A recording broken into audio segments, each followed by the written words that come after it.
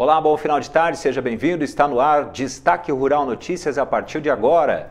Mais uma edição deste programa que traz diariamente entre 6 horas, a partir das 6 horas da tarde, todos os dias ao vivo, as informações do agronegócio, da economia, também a previsão do tempo para o próximo dia, no caso hoje, amanhã, quarta-feira, dia 11, e também as cotações do dia de hoje, terça-feira, dia 10 de julho. Vamos começar agora, então, o Destaque Rural Notícias. Seja bem-vindo. Destaque Rural Notícias. Patrocínio Bortolini Imóveis. Começando então a falar sobre que a produção brasileira de grãos na safra 2017-2018, a segunda maior da história, deve ser de 228.520.000 toneladas, ou redução de 3,9%, 9.200.000 toneladas, a menos que a safra passada 2016-2017, quando atingiu um recorde de 237,7 milhões de toneladas. Resultado, 1.200.000 toneladas inferior ao levantamento anterior, como consequência dos impactos climáticos que levaram a uma nova estimativa de produtividade para o milho segundo a safra. Esses dados estão no antepenúltimo levantamento sobre a safra 2017-2018, que foi divulgado hoje pela Conab, Companhia Nacional de Abastecimento. A expectativa para a área é de 61,6 milhões de hectares, a maior já registrada. Entre as culturas avaliadas, a soja registrou um maior volume de área semeada, com um aumento de 33,9 milhões para 35,1 milhões de hectares e ganho absoluto de 1.200.000 hectares. Outros ganhos absolutos ocorreram com o algodão, que alcançou 1,2 milhão de hectares, aumentou 236,9 mil hectares, e o feijão segunda safra, que obteve 1,5 milhão de hectares e ganhou 108,3 mil hectares. Segundo a Conab, o desempenho poderia ser melhor se não houvesse redução da área do milho primeira e segunda safras em virtude de expectativas do mercado. O primeiro caiu de 5,5 milhões para 5.100.000 hectares e o segundo de 12,1 milhões para 11,6 milhões de hectares. Ainda sobre a questão dos grãos, que foi divulgado esse dado pela Conab, a receita bruta total da safra 2017-2018 está estimada pela Conab em 209,6 bilhões de reais, montante atingido na temporada anterior, que foi de 167,4 bilhões. O 10º levantamento feito pela companhia indica que a safra de grãos vai ser a menor nessa nova temporada, como eu disse antes. Também temos aqui dados do IBGE que mostra que a safra agrícola de 2018 deve totalizar 227,9 milhões de toneladas, queda de 5,3% em relação à produção do ano passado, o equivalente a 12,7 milhões de toneladas a menos. Dados então do levantamento sistemático da produção agrícola de junho, divulgado hoje pelo IBGE. Resultado é 230.143 toneladas menor que o estimado pelo levantamento do mês de maio, ou um ligeiro recuo aí de 0,1%. No ano passado, 2017, a safra somou 240,6 milhões de toneladas. E a Confederação de Agricultura e Pecuária do Brasil, a CNA, está estimando que os próximos levantamentos de safra da Conab vão trazer novos ajustes negativos se for considerada a evolução da segunda safra de milho, prejudicada pela falta de chuvas. Segundo nota que foi divulgada hoje, o assessor técnico da Comissão Nacional de Cereais, Fibras e Oleaginosas da CNA, Alan Malinsky, diz que com o avanço da colheita do milho safrinha, novos ajustes devem ser realizados e a produção total de grãos deverá ficar próxima a 225,4 milhões de toneladas, ou queda de 5,1% em relação à última safra. Também temos dados aqui relacionados a regiões, como por exemplo, o Nordeste, a região Nordeste puxou em junho as revisões para cima na safra recorde de soja, segundo informou o gerente de levantamento sistemático da produção agrícola do IBGE, o Carlos Alfredo Guedes. A produção brasileira do grão deve totalizar 116,3 milhões de toneladas em 2018, ou um aumento de 0,5% em relação ao estimado no mês anterior. E aí o gerente falou que o Nordeste colhe um pouquinho depois da soja. No Piauí, Maranhão e Bahia, o plantio ocorre tardiamente até o início de janeiro. Então, colhe um pouco mais tarde também. Por isso, as informações vêm depois. O Nordeste responde por 10,8 milhões de toneladas da safra de soja esperada para este ano. Então, mais de 90% da safra de soja está colhida, segundo calculou o pesquisador. Outra informação que foi divulgada hoje pelo IBGE, de outras culturas. Por exemplo, 6 dos principais produtos da safra agrícola brasileira vão ter produção maior do que o previsto anteriormente, segundo o IBGE. Foram revistas para cima as expectativas para a produção de café Conilon, 3,2% a mais, feijão primeira safra, 3,2% também, tomate, 2,9%, algodão herbáceo, 1,1%, milho primeira safra 1,1% e soja 0,5% a mais.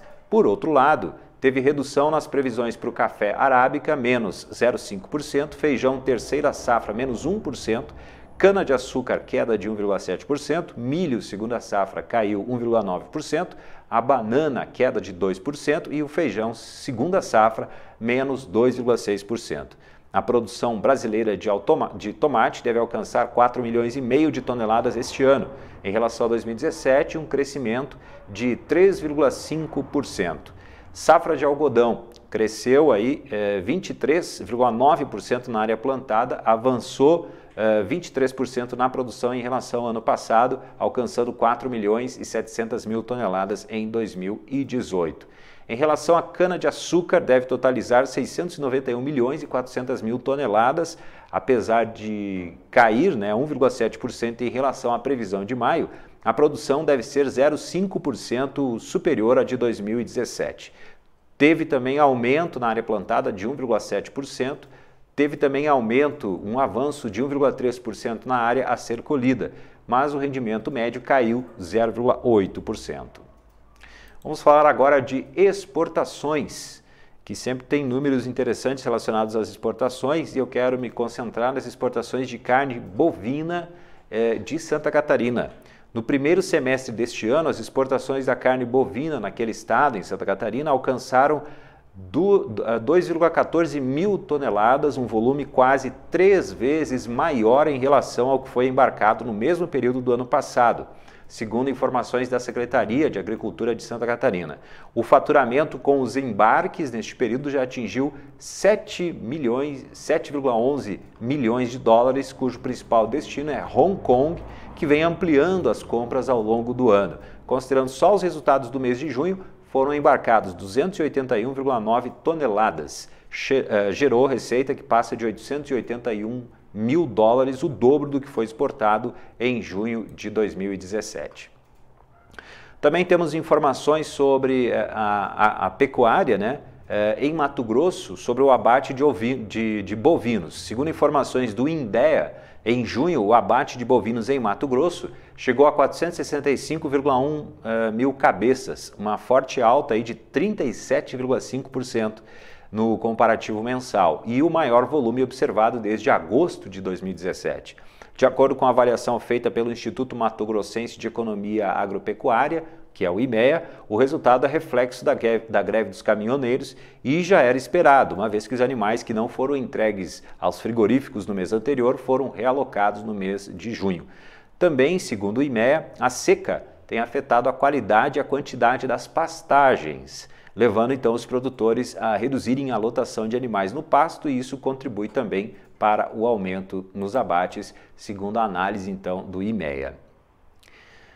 A Associação Brasileira de Agroecologia, a ABA Agroecologia, criticou o projeto de lei 4.576/16, que prevê que a venda de produtos orgânicos diretamente do produtor ao consumidor seja feita apenas pelo agricultor familiar, integrante de organização cadastrada nos órgãos fiscalizadores. Segundo informou a agência Câmara Notícias, o principal argumento é que, da forma como está, o texto restringe a comercialização de orgânicos, já que tem definição sobre quem é agricultor familiar, criando aí uma espécie de exclusividade para esse tipo específico, em detrimento de pequenos produtores não enquadrados nessa categoria. Para o dirigente da aba Agroecologia, é clara a intenção de ajudar o setor. Só que, infelizmente, a redação do projeto não ficou boa e gerou, então, esse conflito. Dias, que é o Rogério Dias, né, que é o dirigente, então, da aba Agroecologia, avaliou que o debate em torno da proposta acaba sendo positivo, já que amplia também a visibilidade sobre os produtos orgânicos. Vamos falar agora voltar a falar sobre etanol, até porque esse assunto voltou à pauta de discussões da Câmara dos Deputados. Está programado para amanhã, quarta-feira, dia 11, um debate na Câmara dos Deputados sobre a venda direta de etanol das usinas para os postos de combustível. Esse tema vai ser tratado pelas comissões de Minas e Energia, também de Agricultura e Desenvolvimento Rural. Segundo informou a agência Câmara Notícias, o debate foi proposto pelo parlamentar Marcelo Squassoni, de São Paulo. Segundo ele, o assunto tem se destacado e provocado discussões acaloradas, especialmente após os desdobramentos da greve dos caminhoneiros. E essas discussões aumentaram após o Senado Federal aprovar o projeto que autoriza a venda de etanol diretamente do produtor aos postos de combustíveis. O autor da proposta, senador Otto Alencar, na ocasião, diz que a medida pretende aumentar a concorrência no mercado de combustíveis e diminuir também o preço final para o consumidor. Para o debate, que será realizado na próxima quarta-feira, portanto amanhã, dia 11 de julho, vai ser a partir das 10 horas da manhã, tem ali a participação de várias autoridades que vão discutir este assunto que está sendo criticado. Quer diversificar os seus investimentos com segurança e rentabilidade? Bom, então você pode saber mais sobre o mercado imobiliário com uma das maiores empresas do segmento no mercado no estado do Rio Grande do Sul. Investimento seguro e descomplicado é na Bortolini Imóveis. Inclusive tem um e-mail, um site que você pode entrar e aí obter mais informações, tirar todas as dúvidas, que é bortoliniimoveis.com.br. Temos aqui uma informação bem interessante que é relacionada a uma matéria que foi feita pela equipe do Destaque Rural Notícias. Você sabe como é que é feito o processo para criar uma nova cultivar de trigo? O melhoramento genético é longo e exige diversas etapas até chegar à qualidade desejada do produto final. Vamos então acompanhar na reportagem esses processos até que ele chegue à comercialização.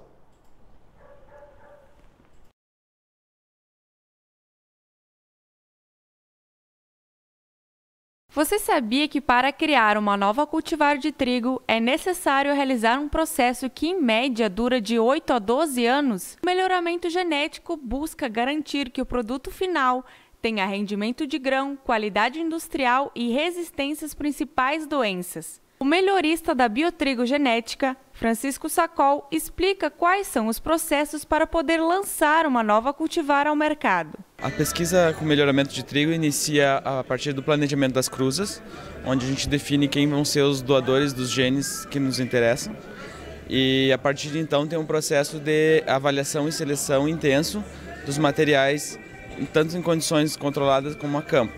Então nós desenvolvemos uma parte de pesquisa em condição controlada, através de testes, por exemplo, com fitopatologia, análise de doenças importantes para o trigo, tanto de espiga quanto de folha.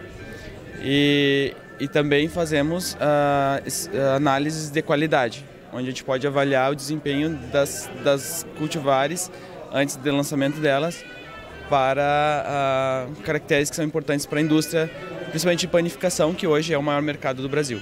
Esse processo é um processo bastante demorado, que a gente prioriza testar intensamente todos os materiais antes de lançar, justamente para dar maior segurança. Então, todo o processo ele envolve desde a parte de desenvolvimento dos materiais, dos genótipos, até os testes finais antes do lançamento. O cenário de melhoramento genético fez parte da programação da 12ª reunião da Comissão Brasileira de Pesquisa de Trigo e Triticale. E entre 4 cultivares indicadas no evento, 2 delas foram desenvolvidas pela Biotrigo, a T-Bio Ponteiro e T-Bio Duque. Nós estamos aqui nesse evento apresentando o T-Bio Ponteiro, que é uma cultivar que vem a atender a demanda do produtor por uma cultivar de ciclo mais longo e com um bom pacote fitossanitário, trazendo resistência às principais doenças de folha e de espiga. Além disso, ela atende aos parâmetros que a indústria exige mínimos para a panificação. Também estamos com a Tebio Duque, que vem a atender a demanda da indústria por um trigo que produza uma qualidade superior do ponto de vista de farinha branqueadora, e com isso a gente espera cobrir da melhor forma possível o mercado de trigo para a indústria e para o produtor. Os 2 novos lançamentos entram no mercado para a multiplicação em 2019 e para a comercialização dos produtores de trigo em 2020.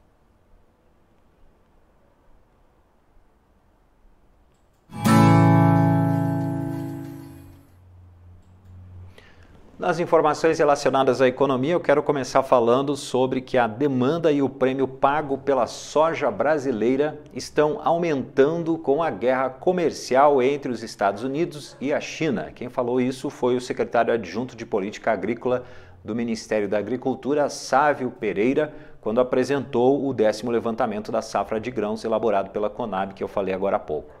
O prêmio é uma remuneração extra para a exportação de soja. Na última sexta-feira, a China anunciou que iniciou de forma imediata medidas de represália contra importações de produtos americanos após a entrada em vigor nos Estados Unidos de tarifas a mercadorias chinesas importadas no valor de 34 bilhões de dólares. Foi aplicado um conjunto de tarifas de 25% sobre produtos como, por exemplo, a soja.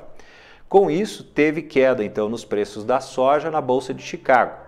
Como os preços são definidos pela Bolsa de Chicago, mas a Bolsa reflete muito o mercado americano, os mercados regionais como Brasil, Argentina, Paraguai se adaptam a essa Bolsa de Chicago por meio dos prêmios pagos nos portos.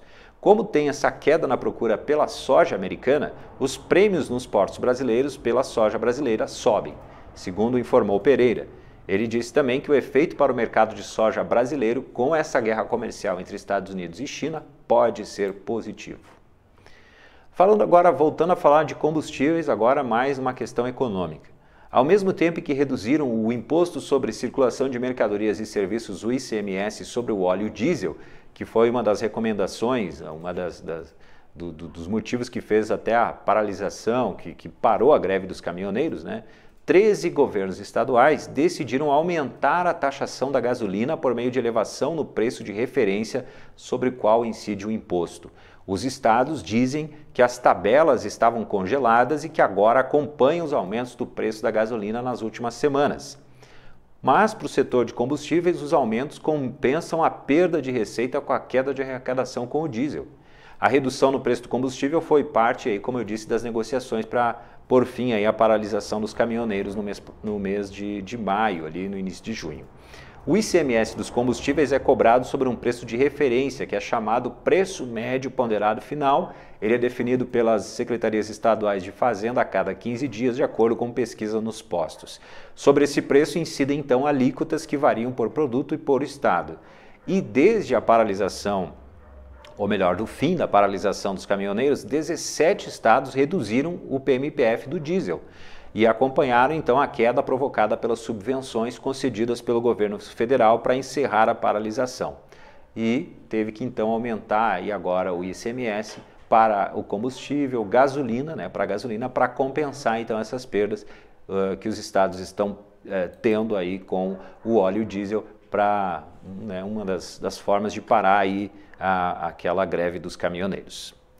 Ainda falando agora sobre mais especificamente empresa Petrobras. A Petrobras e empresas francesas Total e Total Eren assinaram na última segunda-feira, portanto ontem, um memorando de entendimentos com o objetivo de analisar o desenvolvimento conjunto de negócios nos segmentos de energia solar e energia eólica onshore em terra no Brasil. Segundo uma nota divulgada pela estatal brasileira, no caso a Petrobras, a assinatura foi consequência dos promissores resultados iniciais obtidos pela parceria estratégica que foi assinada em fevereiro do ano passado entre as duas empresas. A partir dali, então, tanto a Petrobras como a Total, elas vêm investigando outras áreas potenciais de cooperação. E a realização deste acordo faz parte, inclusive, da estratégia da Petrobras de desenvolver negócios de alto valor em energia renovável em parceria com grandes players globais visando a transição para uma matriz de baixo carbono.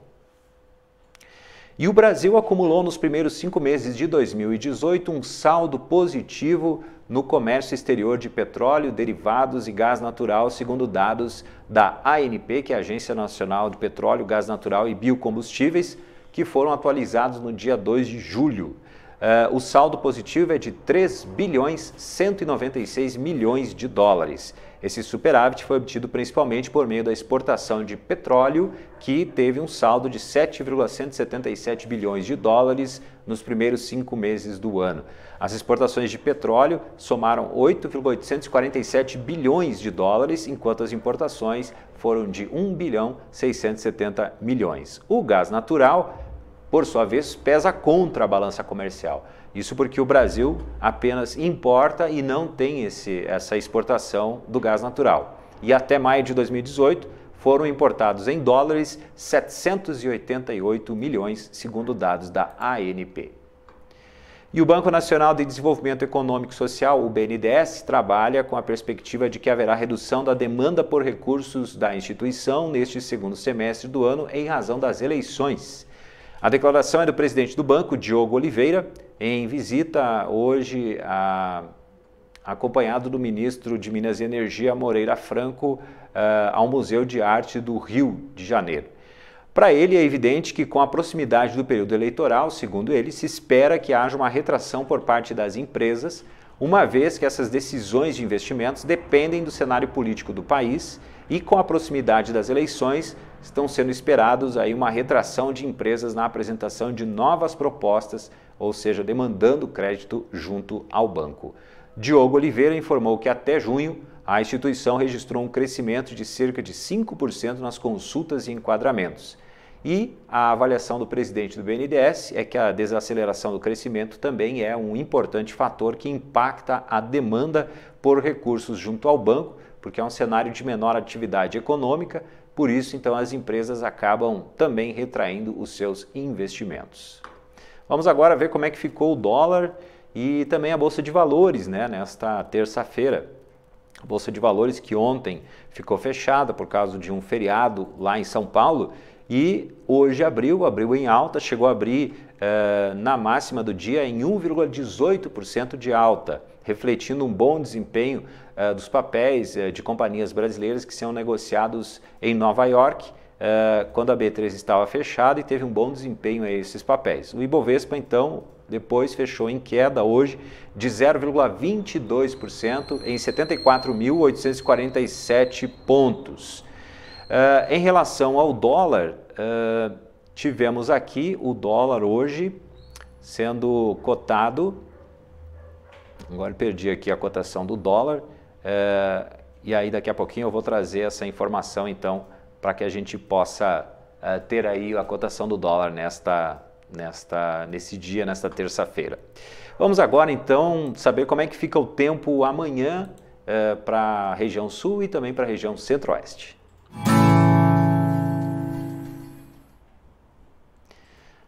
A gente começa então com a previsão do tempo para a região sul para amanhã, quarta-feira, dia 11 de julho. A gente vê que tem ali uma previsão de bastante frio, possibilidade de formação de geada em grande parte da região sul.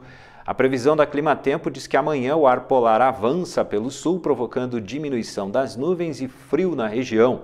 Previsão de geada no norte e nordeste do Rio Grande do Sul, no interior de Santa Catarina, no centro-leste e também no sul de Santa Catarina. Então essa previsão, bastante frio, apesar de tempo bom ali na região sul do Brasil, amanhã, quarta-feira, dia 11. Vamos ver agora como é que fica a região centro-oeste.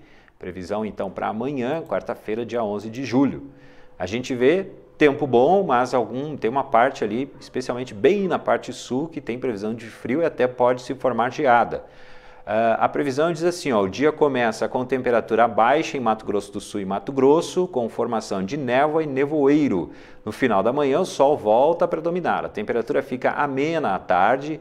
Em Goiás e no Distrito Federal, o tempo fica aberto, ensolarado e firme, com umidade baixa à tarde. Essa, então, a previsão do tempo para amanhã, quarta-feira, na região centro-oeste.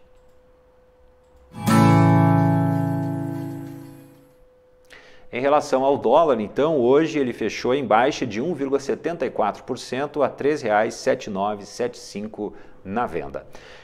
Quer diversificar os seus investimentos com segurança e rentabilidade? Olha, saiba mais sobre o mercado imobiliário com uma das maiores empresas do segmento no estado.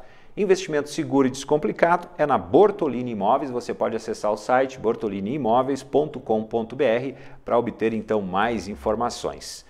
Bom, agora nas cotações do dia de hoje, né, que é terça-feira, dia 10 de julho, vamos saber aí como é que estão os preços, as cotações de hoje. Começando sempre pelo farelo de soja, e a gente começa com o preço em Ponta Grossa, chegou a R$ 1.440. Em Paranaguá, R$ 1.460. Agora a saca de soja em Passo Fundo, R$ 80, em Paranaguá, R$ 88 e em Rio Grande, R$ 87,50 e em Rondonópolis, R$ 76. A saca do milho em Passo Fundo, R$ 38,50, em Ponta Grossa, R$ 36 e em Rondonópolis, R$ 24,50. Temos aqui também a cotação do trigo, tonelada em Santa Rosa, R$ 850, em Dourados, R$ 1.030, em Cascavel, R$ 1.000. Também em Carazinho, R$ 850 a tonelada do trigo. O arroz em casca em Pelotas, saca R$ 40,95. Em Cachoeira do Sul, arroz em casca R$ 41,30 e em Jaraguá, R$ 40. Feijão carioca em Ponta Grossa, R$ 90. Em Santa Maria e Lagoa Vermelha, o feijão preto, R$ 120. O boi gordo, a arroba em Barretos, R$ 140. A arroba em Tocantins, R$ 129. E o boi gordo, o quilo no Rio Grande do Sul, R$ 5. O suíno vivo, no interior do Rio Grande do Sul, R$ 3 e no estado do Rio Grande do Sul, R$ 2,80.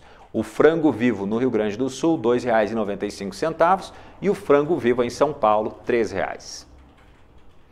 Ficamos por aqui então com mais uma edição do Destaque Rural Notícias. Voltamos amanhã às 18 horas. Lembrando que você pode assistir o programa sempre ao vivo ou então nas redes sociais, depois que ele fica gravado, para que quem não conseguir assistir ao vivo possa assistir a qualquer hora do dia nas redes sociais e também no canal do YouTube da Destaque Rural. Lembrando que você também pode acessar o site destaquerural.com.br para obter sempre informações sobre o agronegócio. E também Destaque Rural tem um WhatsApp para você que quiser participar dos programas e também das sugestões, fazer perguntas. O número é o 54991169140. 54991169140. Amanhã estaremos de volta às 18 horas com mais uma edição do Destaque Rural Notícias. Uma boa noite e até mais. Destaque Rural Notícias. Patrocínio Bortolini Imóveis.